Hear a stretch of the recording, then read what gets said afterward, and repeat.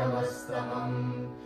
ज्येष्ठराजम् ब्रह्मणाम् ब्रह्मणस्पत आनः शृण्वन्नोतिभिः सीदसादनम् महागणपतये नमः। प्रणो देवी सरस्वती वाजेभिर्वाजिनीवती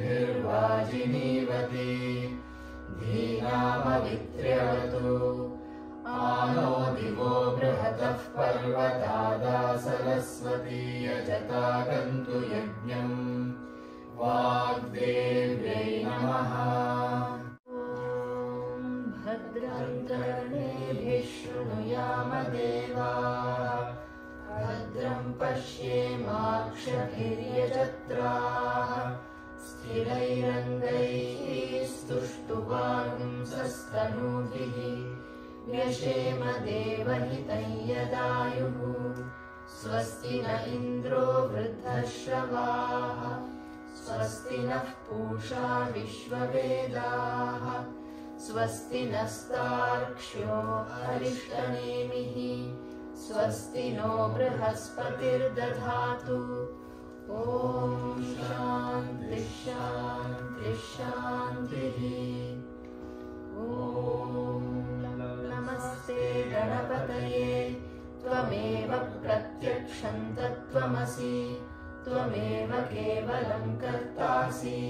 त्वमेव केवलं धर्तासि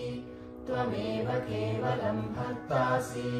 त्वमेव सर्वं खल्विदं ब्रह्मासि त्वं साक्षादात्मासि नित्यं ऋतं वच्मि सत्यं वच्मि अवत्वं माम् अववक्तारम् अवश्रोतारम् अवदातारम् अवधातारम् अवानुचानमवशिष्यम् अवपश्चात्तात् अवपुरस्तात् अवोत्तरात्तात् अवदक्षिणात्तात् अवचोर्ध्वात्तात् अवाधरात्तात् सर्वतो मां पाहि पाहि समन्तात् त्वं वाङ्मयस्त्वं चिन्मयः त्वमानन्दमयस्त्वं ब्रह्ममयः त्वं सच्चिदानन्दाद्वितीयोऽसि त्वं प्रत्यक्षं ब्रह्मासि त्वं ज्ञानमयो विज्ञानमयोऽसि सर्वं जगदिदं त्वत्तो जायते सर्वं जगदिदं त्वत्तस्तिष्ठति सर्वं जगदिदं त्वयि लयमेष्यति सर्वं जगदिदं त्वयि प्रत्येति त्वं भूमिरापो नलो निलो नभः त्वं चत्वारि वाक्पदानि त्वं गुणत्रयातीतः त्वम् अवस्थात्रयातीतः त्वं देहत्रयातीतः त्वं कालत्रयातीतः त्वं मूलाधारे स्थितोऽसि नित्यं त्वं शक्तित्रयात्मकः त्वां योगिनो ध्यायन्ति नित्यं त्वं ब्रह्मा त्वं विष्णुस्त्वं रुद्रस्त्वमिन्द्रस्त्वमग्निस्त्वं वायुस्त्वं सूर्यस्त्वं चन्द्रमास्त्वं ब्रह्म भूर्भुवस्वरो गणादिं पूर्वमुच्चार्य वर्णादीन् तदनन्तरम् अनुस्वारः परतरः अर्धेन्दुलसितं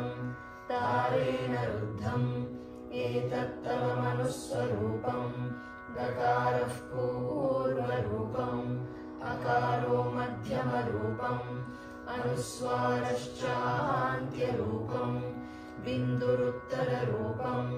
नादः सन्धानम् सगुम्हिता सन्धिः सैषा गणेशविद्या गणकर्षिः निषृद्गायत्री छन्दः श्रीमहागणपतिर्देवता ॐ गणपतये नमः। एकदन्ताय विद्महे वक्रतुण्डाय धीमहि तन्नो दन्ती प्रचोदयात् एकदन्तं चतुर्हस्तं पाशमङ्कुशधारिणं रदं च वरदं हस्तैर्बिभ्राणं मूषकध्वजं रक्तं लम्बोदरं शूर्पकर्णकं रक्तवाससं रक्तगन्धानुलिप्ताङ्गं रक्तपुष्पैः सुपूजितं भक्तानुकम्पिनं देवं जगत्कारणमच्युतम् आविर्भूतं च सृष्ट्यादौ प्रकृतेः पुरुषात् परम् एवं ध्यायति यो नित्यं स योगी योगिनां वरः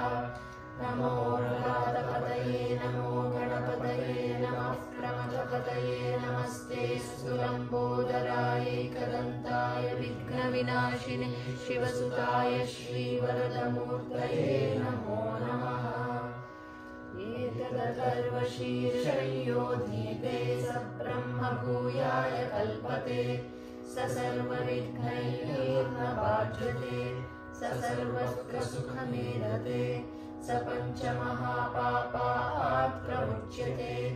सायमधीयानो दिवसकृतं पापन्नाशयति प्रातरधीयानो रात्रिकृतं पापन्नाशयति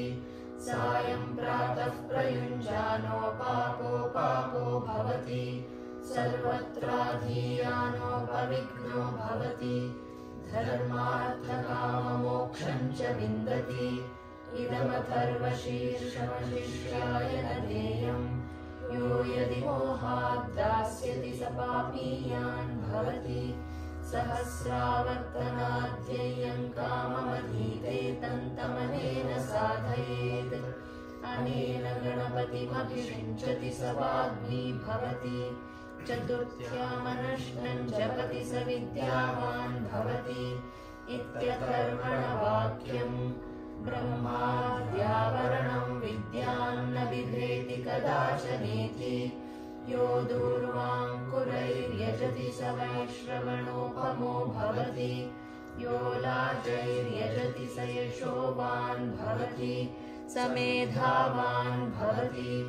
यो मोदकसहस्रेण यजति स वाञ्छितफलमवाप्नोति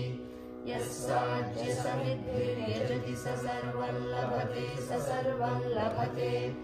अष्टौ ब्राह्मणान् सम्यग्राहयित्वा सूर्यवर्चस्वी भवति सूर्यग्रहे महानद्यां प्रतिमासन्निधौ वा जप्त्वा सिद्धमन्त्रो भवति